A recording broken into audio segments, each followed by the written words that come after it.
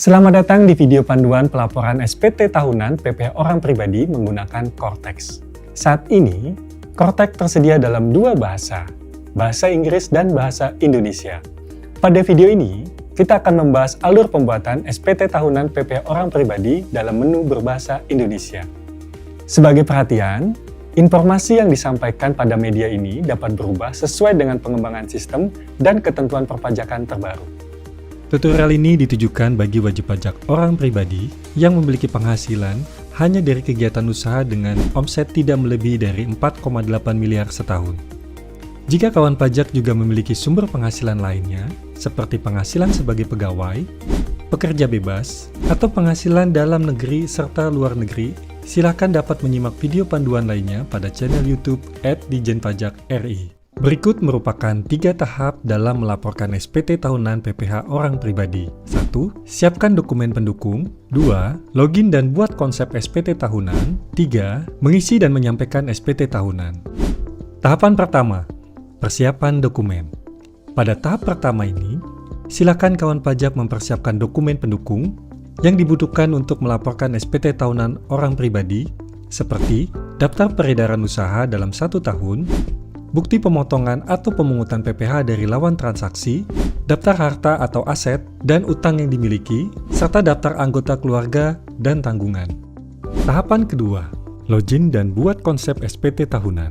Untuk login ke aplikasi Cortex, silakan kawan pajak kunjungi laman cortexdjp.pajak.go.id.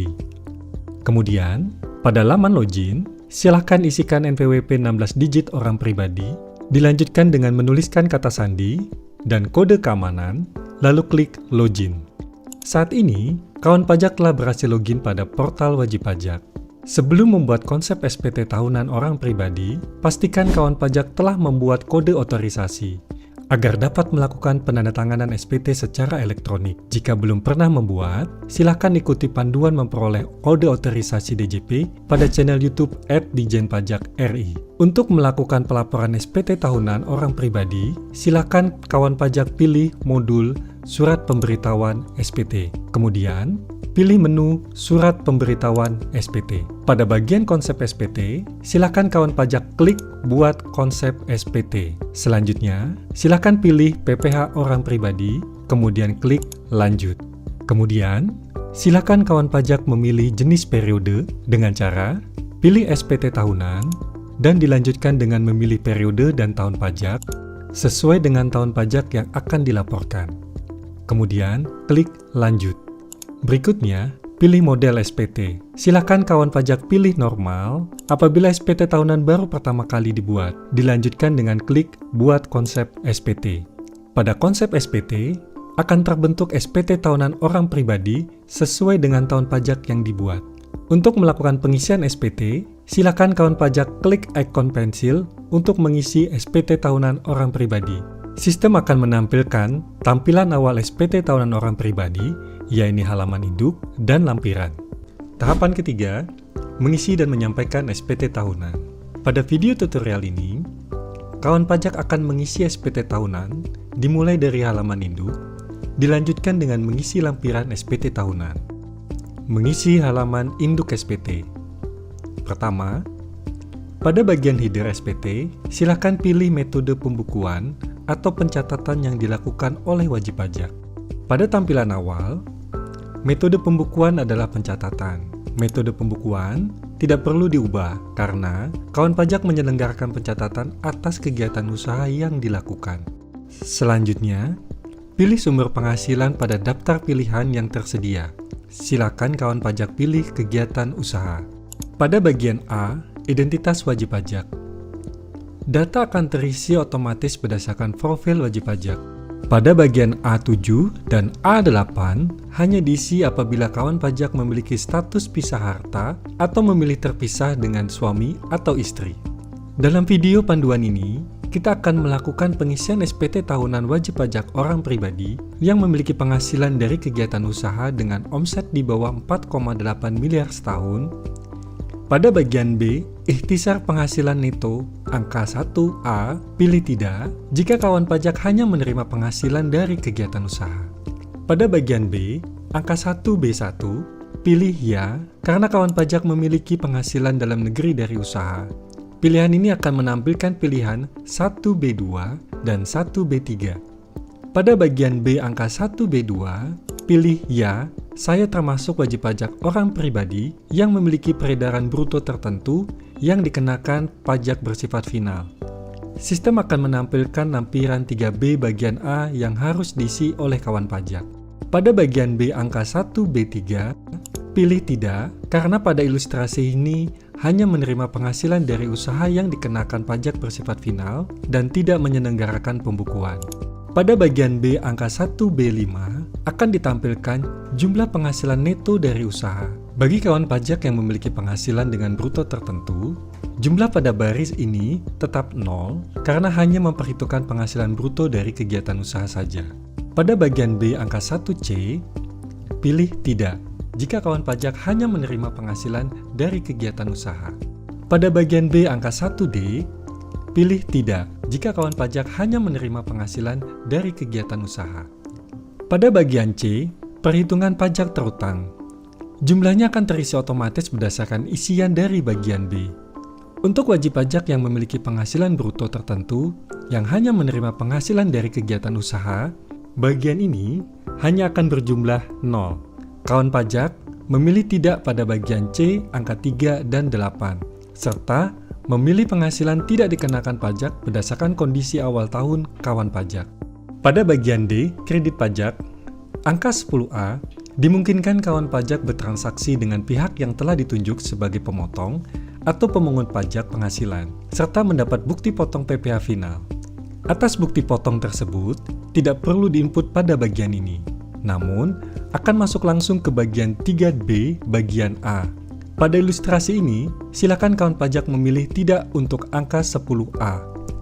Pada bagian D, angka 10B dan 10C terkait dengan angsuran dan surat tagihan pajak untuk PPh pasal 25. Kawan pajak tidak terkait dengan pengisian ini dan dapat dilewati ke pilihan berikutnya. Pada bagian D, angka 10D, pilih tidak jika kawan pajak hanya menerima penghasilan dari kegiatan usaha. Pada bagian E, PPh kurang atau lebih bayar, menampilkan hasil penjumlahan otomatis dari bagian sebelumnya. Bagi kawan pajak yang memperhitungkan PPh finalnya hanya berdasarkan penghasilan bruto dari kegiatan usaha, pada bagian ini akan terisi 0. Sehingga angka 11A, 11B, dan 11C dapat dilewati pengisiannya.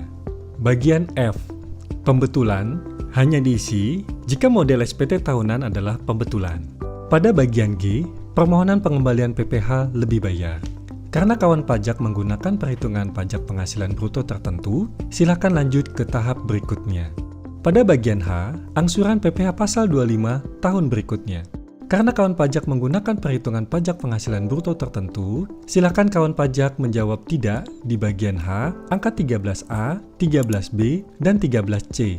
Pada bagian I, pernyataan transaksi lainnya, angka 14A, harta merupakan isian wajib pajak pada SPT tahunan orang pribadi. Pengisiannya akan berada pada lampiran L1 bagian A.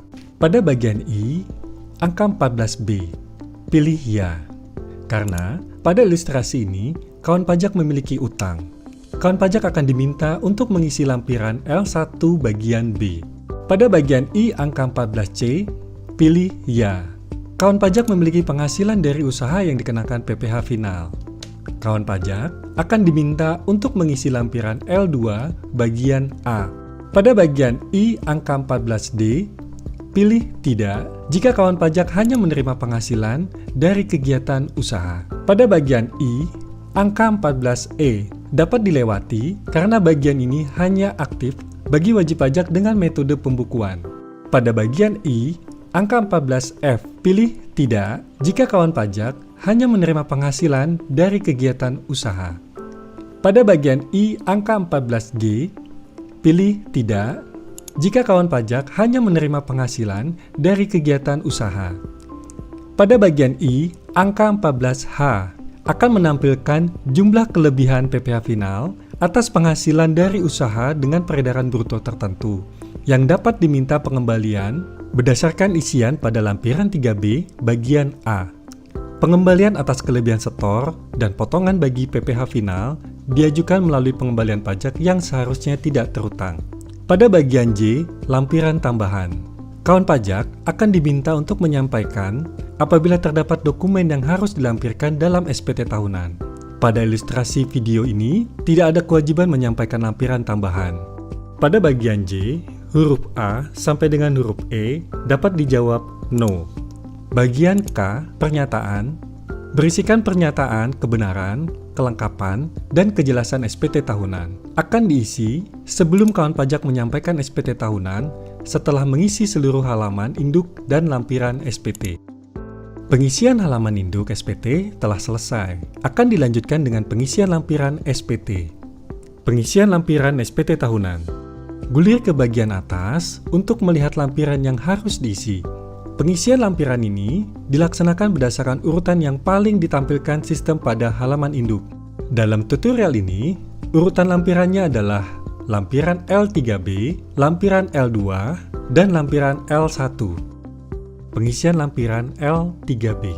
Pada lampiran L3B, rekapitulasi peredaran bruto terdapat 4 bagian, yakni daftar tempat kegiatan usaha yang merupakan daftar seluruh cabang usaha yang dimiliki oleh wajib pajak. Bagian A, rekapitulasi peredaran bruto untuk wajib pajak orang pribadi yang memiliki peredaran bruto tertentu yang dikenai pajak bersifat final. Bagian B, rekapitulasi peredaran bruto untuk wajib pajak orang pribadi pengusaha tertentu. Dan bagian C, rekapitulasi peredaran bruto untuk pengguna norma perhitungan penghasilan neto. Berdasarkan pilihan pada halaman induk, kawan pajak hanya dapat mengisi pada bagian A. Pada lampiran L3B bagian A, kawan pajak memasukkan peredaran bruto usaha untuk setiap bulan selama 1 tahun per tempat kegiatan usaha. Untuk pengisiannya, silakan klik ikon pensil di sebelah kiri nama tempat kegiatan usaha masing-masing.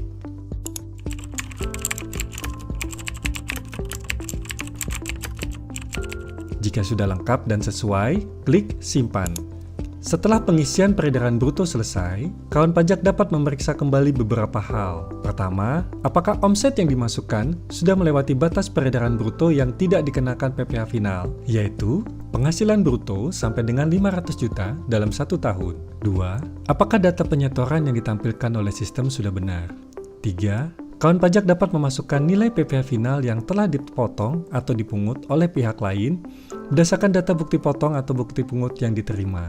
Apabila terdapat selisih kekurangan penyetoran PPh final setiap bulan, silakan kawan pajak menyetor kekurangan PPh final tersebut dengan melakukan penyetoran mandiri sebelum menyampaikan SPT tahunan. Namun, jika terdapat selisih kelebihan penyetoran atau pemotongan, total selisih kelebihan penyetoran atau pemotongan akan ditampilkan pada halaman induk bagian I angka 14H dan dapat mengajukan permohonan pengembalian pajak yang seharusnya tidak terutang pada modul pembayaran.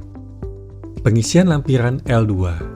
Pada lampiran L2 terdapat 3 bagian, yakni bagian A, penghasilan yang dikenakan pajak yang bersifat final. Bagian B, penghasilan yang tidak termasuk objek pajak. Bagian C, penghasilan neto luar negeri. Berdasarkan pilihan pada halaman induk, kawan pajak hanya dapat mengisi pada bagian A. Pada lampiran 2 bagian A, sistem akan mengisi otomatis untuk 2 jenis data, yaitu data penyetoran sendiri PPh final dengan kode akun pajak 4111284220 dan data penghasilan dari bukti pemotongan PPh final. Atas data yang ditampilkan, silakan kawan pajak memasukkan nilai dasar pengenaan pajak atas penyetoran PPh final secara mandiri dengan melakukan klik pada ikon pensil. Pengisian lampiran L1.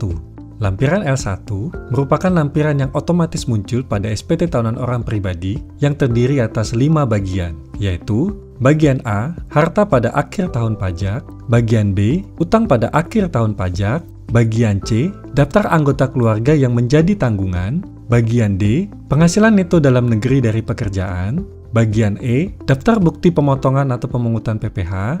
Dalam ilustrasi ini, kawan pajak hanya mengisi lampiran L1 pada bagian A, B, dan C. Pada lampiran L1 bagian A, sistem akan mengisi otomatis data harta berdasarkan SPT tahunan orang pribadi pada tahun pajak sebelumnya. Silakan kawan pajak cek posisi harta pada akhir tahun pajak pelaporan dan lengkapi data yang sudah ada, atau dapat menghapus data harta yang sudah tidak dimiliki atau dikuasai. Pada lampiran L1 bagian B, sistem akan mengisi otomatis data utang berdasarkan SPT tahunan orang pribadi tahun pajak sebelumnya. Silakan kawan pajak cek posisi saldo utang di akhir tahun pajak pelaporan dan melengkapi data yang sudah ada atau dapat menghapus data utang yang sudah tidak dimiliki. Pada lampiran L1 bagian C, sistem akan mengisi otomatis data keluarga berdasarkan data pihak terkait pada akun wajib pajak khusus yang termasuk dalam kategori tanggungan. Apabila datanya tidak sesuai, kawan pajak dapat melakukan perubahan data pada submenu perubahan data informasi umum dan pihak terkait di halaman profil wajib pajak. Pengisian lampiran sudah selesai. Silakan kawan pajak kembali ke halaman induk untuk submit SPT tahunan orang pribadi. Pada bagian K, pernyataan. Silakan kawan pajak centang pernyataan bahwa SPT tahunan yang telah diisi sudah benar, lengkap, dan jelas. Silakan klik bayar dan lapor. Akan muncul notifikasi sebagai berikut. Selanjutnya, silakan kawan pajak menandatangani SPT tahunan secara elektronik. Pada bagian penyedia tanda tangan, pilih kode otorisasi DJP. Selanjutnya, masukkan paspres kawan pajak, lalu klik simpan, dan dilanjutkan dengan klik konfirmasi tanda tangan. Status SPT tahunan akan otomatis menjadi dilaporkan. Hal ini dikarenakan penyetoran PPh final telah dilaksanakan sebelum SPT tahunan dikirim. Kawan pajak dapat melihat bukti pelaporan SPT tahunan PPh orang pribadi pada submenu SPT dilaporkan. Selamat! Kawan pajak telah berhasil melaporkan SPT tahunan PPh orang pribadi melalui Cortex. Jika kawan pajak masih memerlukan bantuan, silakan kunjungi www.pajak.go.id, hubungi Kering Pajak 1500200, dan subscribe channel YouTube @Dijen-Pajak-RI untuk menyimak video panduan lainnya. Pajak tumbuh, Indonesia tangguh.